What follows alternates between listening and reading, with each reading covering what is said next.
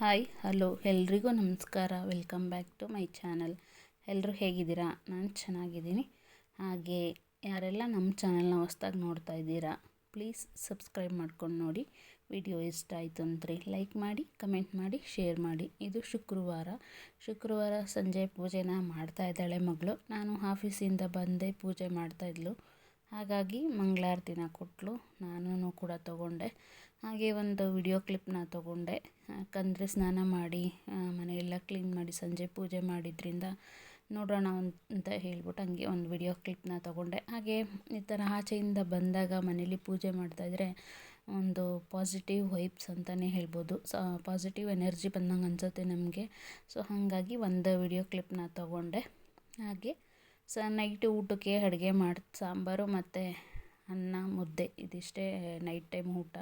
ಹಾಗೆ ಮುದ್ದೆ ಇರಲೇಬೇಕು ನಮ್ಮ ಯಜಮಾನ್ರಿಗೆ, ಹಾಗಾಗಿ ಮುದ್ದೆ ಮಾಡು ಅಂತ ಹೇಳಿದೆ. ಮಾಡ್ತಾಯಿದ್ದಾಳೆ ನನ್ನ ಮಗಳು. ಇವಾಗ ಅವಳಿಗೆ ಕಾಲೇಜ್ಗೆ ರಜೆ ಇರೋದ್ರಿಂದ ನಾನು ಅಡುಗೆ ಮನೆ ಕಡೆ ಹೋಗೋದೇ ಇಲ್ಲ ಅಂತಲೇ ಹೇಳ್ಬೋದು. ಹಾಗೆ ನನ್ನ ಚಿಕ್ಕ ಮಗಳು ಹಾಲಿಡೇಸ್ ಹೋಮ್ವರ್ಕ್ನ ಮಾಡಿರಲಿಲ್ಲ. ಸೊ ಇವಾಗ ಮಾಡ್ತಾಯಿದ್ದಾಳೆ. ಸ್ಕೂಲ್ ಸ್ಟಾರ್ಟ್ ಆದಮೇಲೆ ಅವ್ರ ಮಿಸ್ಸು ಕೇಳಿದ್ರಂತೆ, ಹಾಗಾಗಿ ಇವಾಗ ನೋಡ್ತಾರೆ ಹೋಮ್ವರ್ಕ್ ಅಂತ ಹೇಳ್ಬಿಟ್ಟು ಮಾಡ್ತಾಯಿದ್ದಾಳೆ. ಹಾಗೆ ಇಲ್ಲಿ ನನ್ನ ದೊಡ್ಡ ಮಗಳು ತೆಂಗಿನಕಾಯಿ ತುರ್ಕೊಡ್ತಾ ಇದ್ದಾಳೆ. ನಾನಿಲ್ಲಿ ಕುಂಬಳಕಾಯಿ ಪಲ್ಯನ ಮಾಡ್ತಾಯಿದ್ದೀನಿ. ತುಂಬ ಈಸಿ ಕುಂಬಳಕಾಯಿ ಪಲ್ಯ ಮಾಡೋದು. ಕುಂಬಳಕಾಯಿನ ಸಣ್ಣದಾಗಿ ಹೆಚ್ಕೊಂಡು ಒಗ್ಗರಣೆಗೆ ಎಣ್ಣೆ, ಈರುಳ್ಳಿ, ಮೆಣಸಿನ್ಕಾಯಿ, ಸಾಸಿವೆ, ಜೀರಿಗೆ, ಕರಿಬೇವು ಮತ್ತು ಹೆಚ್ಚಿರ್ತಕ್ಕಂಥ ಕುಂಬಳಕಾಯಿನ ಹಾಕಿ ಚೆನ್ನಾಗಿ ಫ್ರೈ ಮಾಡಿ ಉಪ್ಪನ್ನ ಹಾಕಿ ಈ ಥರ ಮುಚ್ಚಿ ಬೇಯಿಸಿದ್ರೆ ಅದು ನೀರು ಹಾಕೋದೇ ಬೇಡ, ಹಾಗೆ ಕರಗೋಗುತ್ತೆ. ಆಮೇಲೆ ಕೊನೆಯಲ್ಲಿ ಸ್ವಲ್ಪ ತೆಂಗಿನಕಾಯಿನ ಉದುರಿಸಿ ನೀಟಾಗಿ ಫ್ರೈ ಮಾಡಿಕೊಂಡ್ರೆ ಸೂಪರಾಗಿರತಕ್ಕಂಥ ಹಾಗೆ ಹೆಲ್ದಿಯಾಗಿರ್ತಕ್ಕಂಥ ಕುಂಬಳಕಾಯಿ ಪಲ್ಯನ ಮಾಡ್ಕೋಬೋದು.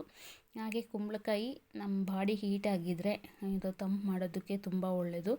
ನಿಮ್ಮ ಬಾಡಿ ಏನಾದರೂ ಹೀಟಾಗಿದ್ದರೆ, ಹಾಗೆ ಹೆವಿ ಹೀಟ್ ಅಂತ ಅನಿಸಿದ್ರೆ, ಹೆವಿ ಹೀಟಿಂದ ಪದಾರ್ಥ ಏನಾದರೂ ನೀವು ತಿಂದಿದ್ರೆ, ಬಾಡಿ ಕೋಲ್ಡ್ ಮಾಡ್ಕೋಬೇಕು ಫುಡ್ಡಲ್ಲೇ ಅಂತ ಅಂದರೆ ಕುಂಬಳಕಾಯಿನ ತಿನ್ಬೋದು. ಹಾಗೆ ಅದ್ರ ಜೊತೆಗೆ ರೊಟ್ಟಿ ಮಾಡಿದ್ದೆ ರಾತ್ರಿ ಊಟಕ್ಕೆ ಅಂತ ಹೇಳ್ಬಿಟ್ಟು. ಹಾಗೆ ಇದು ಓಟ್ಸ್ನ ಬೆಳಗ್ಗೆ ನೆಕ್ಸ್ಟ್ ಡೇ ಬೆಳಗ್ಗೆ ಬ್ರೇಕ್ಫಾಸ್ಟ್ಗೆ ಅಂತ ಹೇಳ್ಬಿಟ್ಟು ಓಟ್ಸ್ನ ತಿಂದೆ. ಆದರೆ ತಿನ್ನೋಕ್ಕಾಗಲಿಲ್ಲ, ಫಸ್ಟ್ ಟೈಮ್ ಅಲ್ವಾ, ಹಾಗಾಗಿ. ಹಾಗೆ ಇದು ನೈಟು ಹೂವನ್ನೋರು ಬಂದಿದ್ರು, ಹಾಗಾಗಿ ಹೂವು ತೊಗೊಳ್ಳೋಣ ಅಂತ ಹೇಳ್ಬಿಟ್ಟು ಹೋದೆ. ಮಲ್ಲೆ ಹೂವು 100 ಗ್ರಾಮ್ 20 ರೂಪಾಯಿ ಅಂತ ಹೇಳಿದ್ರು. ಸೊ 100 ಗ್ರಾಮ್ 20 ರೂಪಾಯಿ ಆದರೆ ಆರಾಮಾಗಿ ತೊಗೋಬೋದಲ್ವ. ಹಾಗೆ ಮಕ್ಕಳು ಇಲ್ಲಿ ಊಟ ಮಾಡ್ತಾಯಿದ್ರು. ಹಾಗೆ ಇವತ್ತು ಊಟಕ್ಕೆ ನಂಚ್ಕೊಳ್ಳೋದಕ್ಕೇನಿಲ್ಲ ಅಂತ ಹೇಳ್ಬಿಟ್ಟು ಮೊಟ್ಟೆನೂ ಕೂಡ ಬೇಯಿಸಿದ್ಲು. ಹಾಗೆ ನೋಡ್ತಾ ಇರ್ಬೋದು, ಇಲ್ಲಿ ಹೂವನ್ನ ತೊಗೊಂಬಂದೆ. ಹೂವು ಕಟ್ಟೋಣ ಅಂತ ಹೇಳ್ಬಿಟ್ಟು ಊಟ ಆಗಿತ್ತು ನಂದು, ಹಾಗಾಗಿ ಹೂವು ಕಟ್ಟಿದೆ. ಇದು ಸಂಡೇ ವ್ಲಾಗು. ಸಂಡೇ ಯಜಮಾನ್ರು ಚಿಕನ್ ತಂದಿದ್ರು. ನನ್ನ ಮಗಳು ಇವತ್ತು ಲೆಮನ್ ಚಿಕನ್ ಮಾಡ್ತೀನಿ ಅಂತ ಹೊಸ್ದಾಗಿ ಯೂಟ್ಯೂಬಲ್ಲಿ ರೆಸಿಪಿನ ನೋಡಿಕೊಂಡು ಟ್ರೈ ಮಾಡಿದ್ಲು ಲೆಮನ್ ಚಿಕನ್ನು. ಬಟ್ ಅವಳಿಗೆ ಇಷ್ಟ ಆಯಿತು ಅನಿಸುತ್ತೆ, ಬಟ್ ನನಗೆ ಇಷ್ಟ ಆಗಲಿಲ್ಲ. ಯಾಕಂದರೆ ಅದರಲ್ಲಿ ಕಾರ್ನ್ಫ್ಲೋರ್ ಹಾಕಿದ್ರು. ಹಾಗೆ ಹೋಟೆಲಲ್ಲಿ ಮಾಡೋ ಥರ ಮಾಡೋಕ್ಕೆ ಹೋಗ್ತೀನಿ ಅಂತ ಹೇಳಿ ಮಾಡಿದ್ಲು, ಬಟ್ ಅದೇನೋ ನನಗೆ ಇಷ್ಟ ಆಗಲಿಲ್ಲ. ನಾರ್ಮಲ್ ಚಿಕನ್ ಫ್ರೈ ಥರನೇ ಬಂದಿತ್ತು, ಬಟ್ ಏನೋ ಒಂಥರ ಸ್ವಲ್ಪ ಮಸಾಲೆ ಎಲ್ಲ ಡಿಫ್ರೆಂಟ್ ಅಂತ ಅನ್ನಿಸ್ತು. ಹಾಗೆ ಇದ್ರ ಜೊತೆಗೆ ಬಿರಿಯಾನಿ ಕೂಡ ಮಾಡಿದ್ಲು. ಯಾಕೋ ಈ ಸಲ ಬಿರಿಯಾನಿನೂ ಚೆನ್ನಾಗಿ ಬಂದಿರಲಿಲ್ಲ. ಅಂದರೆ ಅವಳು ಅಡುಗೆ ಮಾಡಿದ್ದು ಚೆನ್ನಾಗಿತ್ತೋ ಇಲ್ಲ ನಮಗೆ ಹೊಟ್ಟೆ ತುಂಬಿರಲಿಲ್ವೋ ಗೊತ್ತಿಲ್ಲ. ಹಾಗಾದರೆ ಬಿರಿಯಾನಿ ಮತ್ತು ಲೆಮನ್ ಚಿಕನ್ನ ಸಂಡೇ ಸ್ಪೆಷಲ್ಲಾಗಿ ಮಾಡಿದ್ಲು. ಸೊ ನಾವೂ ಕೂಡ ತಿಂದ್ವಿ. ಹಾಗೆ ಆವತ್ತಿನ ಸಂಡೇ ಏನೂ ಇಲ್ಲ, ಮಳೆ ಬಂತಲ್ವ. ಸೊ ಚಿಕನ್ ತಿಂದ್ಕೊಂಡು ಬಿರಿಯಾನಿ ತಿಂದ್ಕೊಂಡು ಆರಾಮಾಗಿ ಮನೇಲಿ ಮೂವಿ ನೋಡಿಕೊಂಡು, ಹಾಗೆ ನಾನು ಮತ್ತು ನನ್ನ ಮಗಳು ಎಲ್ಲ ಟೈಮ್ ಪಾಸ್ ಮಾಡಿಕೊಂಡು ಆರಾಮಾಗಿ ಇದು ಮಾಡಿದ್ದಾಯಿತು. ಹಾಗೆ ಲೆಮನ್ ಚಿಕನ್ದು ರೆಸಿಪಿನ ಶೂಟ್ ಮಾಡಿಬಿಟ್ಟು ಇನ್ಸ್ಟಾಗ್ರಾಮಲ್ಲಿ ಅಪ್ಲೋಡ್ ಮಾಡಿದ್ದಾಳೆ. ಒಂದು ಸಾಂಗ್ನ ಸೆಟ್ ಮಾಡಿಬಿಟ್ಟು ನೋಡಿ. ನಂದು ಇನ್ಸ್ಟಾಗ್ರಾಮ್ ಪೇಜಲ್ಲಿ, ನಂದು ಇನ್ಸ್ಟಾಗ್ರಾಮ್ ಪೇಜು ರಾಣಿ ಆಶಾ ಅಂತ ಹೇಳ್ಬಿಟ್ಟು, ಲಿಂಕ್ನ ಬೇಕಾದ್ರೆ ಡಿಸ್ಕ್ರಿಪ್ಷನಲ್ಲಿ ಹಾಕಿರ್ತೀನಿ, ಒಂದ್ಸಲ ಚೆಕ್ ಮಾಡಿ. ಅದರಲ್ಲಿ ಇದು ರೀಲ್ಸ್ನ ಪೋಸ್ಟ್ ಮಾಡಿದ್ದಾಳೆ ರೆಸಿಪಿದು. ಹಾಗೆ ತುಂಬ ಚೆನ್ನಾಗಿ ಬಂದಿತ್ತು ಅಂತ ಏನು ಹೇಳೋದಕ್ಕೆ ಹೋಗಲ್ಲ. ಒಟ್ನಲ್ಲಿ ಸಿಂಪಲ್ಲಾಗಿ ಚೆನ್ನಾಗಿತ್ತು ತಿನ್ನೋದಕ್ಕೆ, ಅಂದರೆ ಬರೀ ಚಿಕನ್ ತಿನ್ನೋದಕ್ಕೆ. ಬಟ್ ಗ್ರೇವಿ ಬೇಕು ಅಂದರೆ ಆಗಲ್ಲ. ಬಟ್ ಹಾಗೆ ಬರೀ ಚಿಕನ್ನ ತಿನ್ನೋರಿಗೆ ಇದು ಚೆನ್ನಾಗಿರುತ್ತೆ. ಹಾಗೆ ನಮ್ಮ ಚಾನಲ್ನ ಮತ್ತೆ ವಿಡಿಯೋಸ್ನ ಸ್ಟಾರ್ಟ್ ಮಾಡಿದ್ದೀನಿ. ಯಾವುದಾದ್ರೂ ಹೋಪ್ ಇಟ್ಕೊಂಡು ಸ್ಟಾರ್ಟ್ ಮಾಡಿ ಏನಾದರೂ ಇಟ್ಕೊಂಡು ಮಾಡಿದ್ರೆ ಅದು ಖಂಡಿತ ನೆರವೇರಲ್ಲ. ಸೊ ಇವಾಗ ನಾನು ನನ್ನ ಚಾನಲಲ್ಲಿ ನಾನು ಮೆಮೊರಿಗೋಸ್ಕರ ವಿಡಿಯೋಸ್ಗಳನ್ನ ಹಾಕೋಣ, ನಾನೇನು ಎಕ್ಸ್ಪೆಕ್ಟೇಷನ್ ಇಟ್ಕೊಂಡು ವಿಡಿಯೋ ಮಾಡೋದು ಬೇಡ ಅಂತ ಹೇಳ್ಬಿಟ್ಟು ವಿಡಿಯೋಸ್ನ ಹಾಕೋಣ ಅಂತ ಅಂದ್ಕೊಂಡಿದ್ದೀನಿ. ಹಾಗೆ ಇದು ನಮ್ಮ ಯಜಮಾನ್ರ ಕಾಲಿಗೆ ನಮಸ್ಕಾರ ಮಾಡ್ಕೊತಾ ಇದ್ದೀನಿ. ನನ್ನ ಮಗಳು ವಿಡಿಯೋ ಶೂಟ್ ಮಾಡಿಬಿಟ್ಟಿದ್ದಾಳೆ.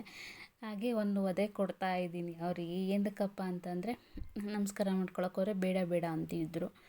ಏನಕ್ಕಪ್ಪ ಅಂದರೆ ಜ್ಯೇಷ್ಠ ಅಮಾವಾಸ್ಯೆ ಹಾಗೆ ಶನಿ ಜಯಂತಿ ಇತ್ತಲ್ಲ, ಇವತ್ತೇ ನನ್ನ ಹುಟ್ಟಿದ ದಿನ. ಅಂದರೆ ಹಿಂದೂ ಸಂಪ್ರದಾಯದ ಪ್ರಕಾರ ನನ್ನ ಹುಟ್ಟಿದ ಹಬ್ಬ ಆವತ್ತೇ.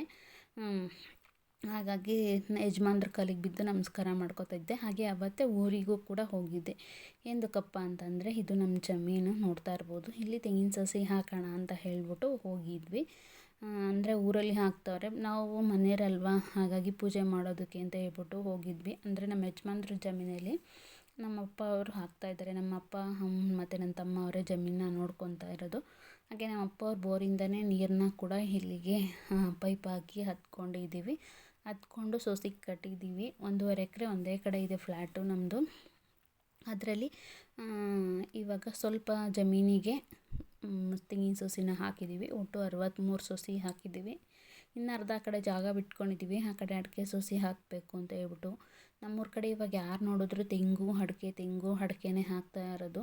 1-2 ಅವರಲ್ಲೆಲ್ಲ ಪೂರ್ತಿ ಸಸಿ ಕಟ್ಟಿ ಹಾಗೇ ಹೋಯಿತು. ಹಾಗೆ ಇದು ಮುನೇಶ್ವರನ ಗುಡಿ. ಇದು ನಮ್ಮ ಮೈದನ ಭಾಗಕ್ಕೆ ಬಂದಿದೆ.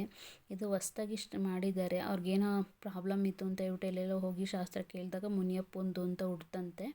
ಇಲ್ಲಿ ಹುತ್ತ ಇತ್ತು. ಹುತ್ತದ ಹತ್ರ ಈ ಥರ ದೇವ್ರ ಗುಡಿನ ಕಟ್ಟಿದ ಮೇಲೆ ಅವರು ಹುತ್ತ ಚೆನ್ನಾಗಿ ಬೆಳ್ಕೊಂಡಿದೆ. ಹಾಗೆ ಇಲ್ಲಿ ನೋಡ್ತಾ ಇರ್ಬೋದು ಬೆಳೀತಾ ಇರೋದು. ಮೊನ್ನೆ ಬಂದು ಅಂದರೆ ಸೋಮವಾರ ಬಂದು ನಮ್ಮ ಇದನ್ನ ಅವರು ಪೂಜೆ ಮಾಡ್ಕೊಂಡು ಹೋಗ್ತಾರೆ.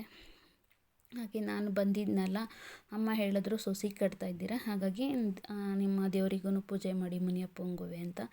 ನಮ್ಮ ಅತ್ತೆ ಮಾವದಿರ ಕಾಲದಲ್ಲಿ ನಡೆಸಿರ್ಲಿಲ್ವಂತೆ, ಬಟ್ ಇವಾಗ ನಡೆಸ್ಕೊಂಡು ಬರ್ತಾಯಿದ್ದಾರೆ ನಮ್ಮ ಮೈದನವರು. ನಾವು ಅಪ್ಪ ಭಗವಂತ ನಮ್ಮನ್ನು ಕಾಡಬೇಡ, ನಮಗೆ ಗಂಡು ಮಕ್ಕಳಿಲ್ಲ, ಇರೋರು 2 ಹೆಣ್ಮಕ್ಳು, ನಾವು ಮುಂದೆ ನಡೆಸ್ಕೊಂಡು ಹೋಗೋದಕ್ಕೆ.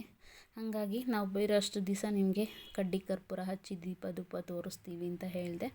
ಹಾಗೆ ನೋಡ್ತಾ ಇರ್ಬೋದು ಇಲ್ಲಿ ಸೊಸೆ ಆಲ್ರೆಡಿ ಕಟ್ಟಿದ್ದಾರೆ. 3 ಬಂದಿದೆ. ಇದು ಬಿಳಿದು ಚೀಲ ಅಂದರೆ ಕುರಿ ಗೊಬ್ಬರ. ಫಸ್ಟು ಗುಂಡಿಗೆ ತಳಕ್ಕೆ ಕುರಿ ಗೊಬ್ಬರ ಹಾಕ್ಬಿಟ್ಟು ಅದ್ರ ಮೇಲೆ ಸೊಸಿನ ಹಾಕಿ ಅದ್ರ ಮೇಲೆ ಮಣ್ಣು ಎಳೆದು ಈ ರೀತಿ ಒಂದು ಕಡ್ಡಿ ಪಕ್ಕದಲ್ಲಿ ಒಂದು ಕಡ್ಡಿನೂ ಹಾಕಿದ್ದಾರೆ. ಅಂದರೆ ಒಂದು ಕಡ್ಡಿನ ಸಪೋರ್ಟಿಗೆ ಹಾಕ್ಬಿಟ್ಟು ಈ ರೀತಿ ಸೊಸಿನ ಕಟ್ಟೋದು. ತೆಂಗಿನ ಸೊಸಿ ಇದು ಸೊಸಿನ ತೆಂಗಿನಕಾಯಿ ಸಮೇತನೇ ಕಿತ್ಕೊಂಬಂದು ಹಾಕಿರೋದು. ಇದು ಗೆಪ್ಪೆ ಸೊಸಿ ಅಲ್ಲ. ಫಸ್ಟು ತೆಂಗಿನಕಾಯಿಂದ ಸೀದಾ ಕಿತ್ಕೊಂಬಂದು ಹೊಲಕ್ಕೆ ನಾವು ಈ ರೀತಿ ಹಾಕಿದ್ದೀವಿ. ಹಾಗೆ ಇದು ಒಂದು ದೇವ್ರ ಮೂಲೆಯಲ್ಲಿ, ಅಂದರೆ ನಾವು ಫಸ್ಟು ಸೊಸಿ ಹಾಕೋದಕ್ಕೆ ಮುಂಚೆ ಒಂದಕ್ಕೆ ಪೂಜೆ ಮಾಡಬೇಕು. ಹಾಗೆ ಇದು ನಮ್ಮಪ್ಪ ಹಾಕಿದ್ರು ಸೊಸಿನ. ನಾನು ಇದಕ್ಕೆ ಪೂಜೆ ಮಾಡಿದೆ. ಅಲ್ಲಿ ಹಾರೆಕೋಲು, ಗುದ್ಲಿ ಮತ್ತು ಸೊಸಿ ಈ ರೀತಿ 3 ಇಡ್ತಾರೆ. 3ಕ್ಕೂ ಹಂಗದಾರ ಕಟ್ಟಿ ಗಿಡಗಲ್ ಪೂಜೆ, ಬಾಳೆಹಣ್ಣು ಕಡ್ಡಿ ಕರ್ಪೂರ ಎಲ್ಲ ಹಚ್ಚಿ ಪೂಜೆ ಮಾಡ್ತಾರೆ. ಅಂದರೆ ಕಾಮಧೇನು ಕಲ್ಪವೃಕ್ಷ ಏನೇ ತರಲಿ ನಮ್ಮ ಕಡೆ ಪೂಜೆ ಮಾಡ್ತಾರೆ. ಹಾಗಾಗಿ ಫಸ್ಟ್ ಟೈಮ್ ಸೊಸಿ ಹಾಕ್ತಾಯಿದ್ದೀವಲ್ಲ, ಒಳ್ಳೆಯದಾಗಲಿ ಅಂತ ಕೇಳಿಕೊಂಡು. ಹಾಗೆ ಭೂಮಿಗೆ ಅನ್ನ ಕೊಡೋ ತಾಯಿ ಅಲ್ವಾ, ಭೂಮಿಗೆ ಬಿತ್ತನೆ ಮಾಡ್ತಾಯಿದ್ದೀವಿ. ಸೊ ಹಂಗಾಗಿ ಅದಕ್ಕೆ ಪೂಜೆ ಮಾಡಬೇಕು ಅಂತ ಹೇಳ್ಬಿಟ್ಟು ನಾನು ಕೆಲಸ ಮುಗಿಸ್ಕೊಂಡು ಸಂಜೆ ಬಂದಿದ್ದೆ. ಹಾಗೆ ಈಗ ಬೆಳಗ್ಗೆ ಎದ್ದು ಬಂದು ಇಲ್ಲಿ ನಾನು ಅಪ್ಪ ಎಲ್ಲ ಪೂಜೆ ಮಾಡಿದ್ವಿ. ಹಾಗೆ ಅಪ್ಪ ತಮ್ಮ ಹಾಗೆ ಇನ್ನು ಸುಮಾರು ಜನ ಬಂದಿದ್ದಾರೆ. ಎಲ್ಲ ಕೆಳಗಡೆ ಸೊಸಿ ಹಾಕ್ತಾಯಿದ್ದಾರೆ. ನಾವು ಇಲ್ಲಿ ಅಮ್ಮ ಬಂದರು. ಅಮ್ಮ ಇದು ಏನು ಮಾಡ್ತವ್ರೆ ನೋಡೋಣ ಅಂತ ಹೇಳ್ಬಿಟ್ಟು, ಹಾಗಾಗಿ ಅಮ್ಮನ ಕೈಲಿ ಫೋನ್ ಕೊಟ್ಟೆ ಹಿಡ್ಕೊಂತ ಹಾಗೆ ನೀರು ಹಾಕ್ಬೇಕಂತೆ. ಸೊಸಿ ಹಾಕಿದ್ಮೇಲೆ ಬರೀ ಸೊಸಿ ಹಾಕಿ ಬಿಡಬಾರ್ದು ಅಂತ ಈ ಸೊಸಿಗೆ ಒಂದು ಬಿಂದಿಗೆ ನೀರನ್ನು ತೊಗೊಂಬಂದಿದ್ದೋ ಮನೆಯಿಂದ ಹಾಕಿದ್ವಿ. ಸಿಂಪಲ್ಲಾಗಿ ಪೂಜೆ ಮಾಡಿ ಈ ರೀತಿ ಹಾಕ್ತೀವಿ. ಹಾಗೆ ಇಲ್ಲಿವರೆಗೂ ಇದೆ. ಹಾಗೆ ಇಲ್ಲಿ 2 ಹೊಲ ಅಂತೀವಿ, ಅಂದರೆ ಇಲ್ಲೊಂದು 3/4 ಎಕರೆ 1 ಎಕರೆ ಅಷ್ಟನ್ನ ನಾವು ಬಿಟ್ಕೊಂಡಿದ್ದೀವಿ ಖಾಲಿ ಜಾಗನ. ಏನಕ್ಕೆ ಅಂತಂದರೆ ಅಡಿಕೆ ಸೊಸಿ ಹಾಕಬೇಕು ಅಂತ. ಬಟ್ ಅಡಿಕೆ ಸೊಸಿ ಹಾಕಬೇಕು ಅಂದರೆ ಬೋರ್ ಹಾಕಬೇಕು. ಹಾಗೆ ಇಲ್ಲಿಂದ ಕಾಣಿಸ್ತಾಯಿಂದ ಮೇಲ್ಗಡೆ ಒಂದು ಮರ ಕಾಣಿಸುತ್ತೆ, ಅಲ್ಲಿವರೆಗೂ ಫುಲ್ ನಮ್ಮದೇನೆ. ಹಾಗೆ ಅದೆಲ್ಲ ಮಾಡಿಬಿಟ್ಟು ಬಂದೆ. ಇದು ರೋಡಲ್ಲಿ ಅಂದರೆ ನಾವು ಮನೆಗೆ ಹೋಗ್ತಾಯಿದ್ವಿ, ಆವಾಗ ಈ ಥರ ವ್ಯೂ ಇದೆ ನಮ್ಮೂರು ರೋಡು. ತುಂಬ ಚೆನ್ನಾಗಿತ್ತು ವೆದರು, ಕೂಲಾಗಿ. ಒಳ್ಳೆ ಬೆಂಗಳೂರಲ್ಲಿ ವೆದರ್ ಇರುತ್ತಲ್ಲ, ಸೊ ಅದೇ ಥರ. ಹಾಗೆ ಸಣ್ಣ ಮಳೆ ಬರ್ತಿತ್ತು. ಪಾಪ ಮಳೆ ಒಳಗಡೆನೇ ಎಲ್ಲರೂ ಸೊಸಿ ಹಾಕ್ತಾಯಿದ್ರು. ಬಟ್ ಏನು ಮಾಡೋಕ್ಕಾಗಲ್ಲ. ಒಂಥರ ಖುಷಿ ಆಯಿತು, ಏನೋ ನಾವು ಒಳ್ಳೆ ಕೆಲಸ ಮಾಡುವಾಗ ಮಳೆ ಬರ್ತಾಯಿತ್ತಲ್ಲ ಅಂತ ಹೇಳ್ಬಿಟ್ಟು. ಹಾಗೆ ನಾನು ವಾಪಸ್ಸು ಬಸ್ ಹತ್ತಿ ಬರ್ತಾಯಿದ್ದೆ. ಕೆಲ್ಸಕ್ಕೆ ಬೇರೆ ಬರಬೇಕಿತ್ತು. ಮಧ್ಯಾಹ್ನ 11 ಗಂಟೆ ಅಷ್ಟರಲ್ಲಿ ಬರ್ತೀನಿ ಹಿಂದೆ, ಅಲ್ಲೇ 9 ಗಂಟೆ ಆಗೋಯಿತು. ಹಾಗೆ ಬಂದು ಬಸ್ ಹತ್ತಿದ್ರೆ ಅಲ್ಲಿ ಬಸ್ ಬೇರೆ ಕೆಟ್ಟೋಗಿತ್ತು. ಸೊ ಈ ಕಡೆ ಬೆಳ್ಳೂರು ಕ್ರಾಸಿಗೆ ಬಸ್ ಹತ್ತಿ ಅಂದರೆ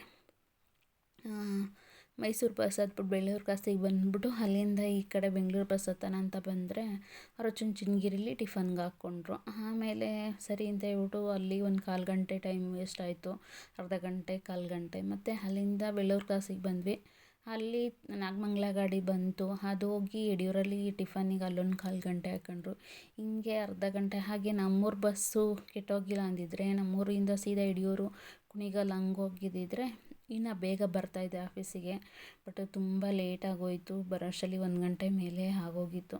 ಏನೂ ಮಾಡೋದಕ್ಕಾಗಲ್ಲ. ಹಾಗೆ ಸಂಜೆ ಏನಾದರೂ ಮಾಡಮ್ಮ, ಮಳೆ ಬರ್ತೈತೆ ಚಳಿಗೆ ಅಂತ ಅಂದೆ. ನನ್ನ ಮಗಳು ಇಲ್ಲಿ ಆಲೂಗಡ್ಡೆ ಮತ್ತು ಹೀರೆಕಾಯಿ ಇತ್ತು ಮನೇಲಿ ಅಂತ ಹೇಳ್ಬಿಟ್ಟು ಒಂದೇ ಒಂದು ಆಲೂಗಡ್ಡೆ ಇತ್ತು ಅಂತ ಕಟ್ ಮಾಡಿಕೊಂಡು ಆಲೂಗಡ್ಡೆ ಹಾಗೆ ಹೀರೆಕಾಯಿ ಹಾಕಿ ಬಜ್ಜಿ ಮಾಡ್ತಾಯಿದ್ದಾಳೆ. ಬಜ್ಜಿ ಎಲ್ಲರಿಗೂ ಗೊತ್ತಿರುತ್ತೆ ಸಿಂಪಲ್ಲಾಗಿ. ಸೊ ಕಡಲೆ ಹಿಟ್ಟನ್ನ ಕಲಿಸ್ಕೊಂಡು ಕಡಲೆ ಹಿಟ್ಟು, ಅಜ್ವೈನು, ಉಪ್ಪು, ಸೋಡಾ ಹಾಗೆ ಖಾರದ ಪುಡಿ, ಇದು ಅಕ್ಕಿ ಹಿಟ್ಟು ಎಲ್ಲನೂ ಹಾಕಿ ಕಲಿಸ್ಕೊಂಡು ಎಣ್ಣೆಲಿ ಕರಿಯೋದು. ಹಾಗೆ ನನ್ನ ಚಿಕ್ಕ ಮಗಳು ಹೋಮ್ವರ್ಕ್ ಮಾಡ್ತಾಯಿದ್ದಾಳೆ, ಯಾಕಂದರೆ ಅವಳು ಸ್ಕೂಲ್ ಸ್ಟಾರ್ಟ್ ಆಗಿರೋದ್ರಿಂದ ಬರೀಬೇಕು, ಹೋಮ್ವರ್ಕ್ ಮಾಡಬೇಕು ಅಂತ. ಹಾಗೆ ಅವಳು ಸ್ಕೂಲಲ್ಲಿ ಎನ್ವಿರಾನ್ಮೆಂಟ್ ಡೇಗೆ ಏನೋ ಡ್ರಾಮಾ ಪ್ರಾಕ್ಟೀಸ್ ಇದೆಯಂತೆ, ಸ್ಕಿಟ್ಟು. ಹಾಗೆ ಸ್ಕಿಟ್ಟಿಗೆ ನಾನು ಸೇರಿದ್ದೀನಿ ಅಮ್ಮ, ಇದು ಅದರದ್ದು ಡೈಲಾಗ್ಸು ಅಂತ ಹೇಳ್ಬಿಟ್ಟು ತೋರಿಸ್ತಾ ಇದ್ಲು.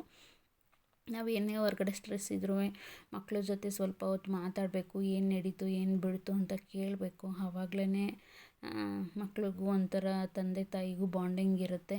ಸೊ ಆಮೇಲೆ ಇದು ನೆಕ್ಸ್ಟ್ ಡೇ. ಇವತ್ತು ಸಂಜೆ ಚಳಿ ಆಯ್ತಿತ್ತು ಅಂತ ಹೇಳಿ ಪಾನಿಪುರಿ ತಗೊಂಬ ಅಂತ ಹೇಳಿದೆ. ಒಂದು ಪಾನಿಪುರಿ, ಒಂದು ಬೇಲ್ಪುರಿ ತಂದ್ಲು. ಹಾಗೆ 3 ಜನ ಶೇರ್ ಮಾಡಿಕೊಂಡು ಟಿ ವಿ ನೋಡಿಕೊಂಡು ತಿಂದ್ವಿ.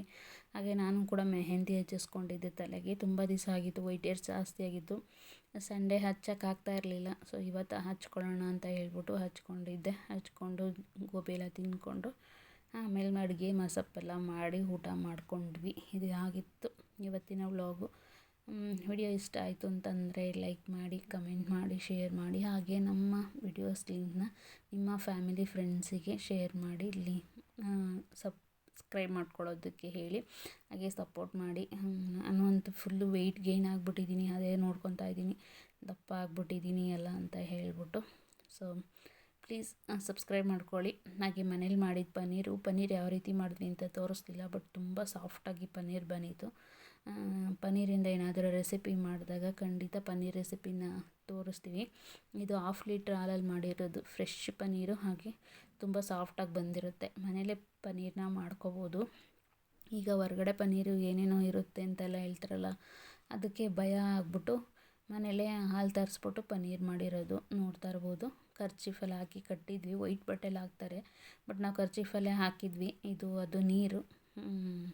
ಬಟ್ ಪನ್ನೀರ್ ತುಂಬ ಚೆನ್ನಾಗಿ ಬಂದಿದೆ. ಇದ್ರ ನಾಳೆ ರೆಸಿಪಿ ಮಾಡಾದ್ಮೇಲೆ ತೋರಿಸ್ತೀವಿ. Thank you for watching. Please subscribe ಮಾಡ್ಕೊಂಡು ನೋಡಿ.